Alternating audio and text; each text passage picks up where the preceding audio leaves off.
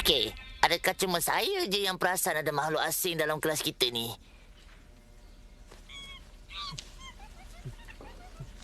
Sana! Kat sana! Itu bukan budak. Dia makhluk asing. Makhluk asing. Dia raksasa yang pernah saya nyatakan. Dia nak taluki bumi. Oh, tidak. Sekali lagi. Dia dah gila ke?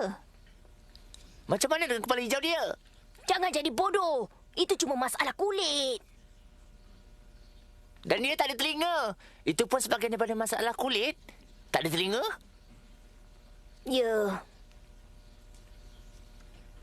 Dah, Dip. Jangan kerana dia nampak beza sikit. Awak gelar dia makhluk asing. Agaknya budak tua makhluk asing juga. Apa dah jadi? Okey, tengok. Ini adalah kita. Sekarang kat sini. Kat sini Zim. Ada perbezaan? Siapa? Ada soalan? Ya, kenapa dengan awak? Awak asyik cakap tentang makhluk asing, hantu dan nampak Bigfoot. Dia menggunakan bahan lecenkan muka. Ya, dia selalu kata ada benda lain. Saya masih ingat lagi dulu. Hey, awak baru sampai.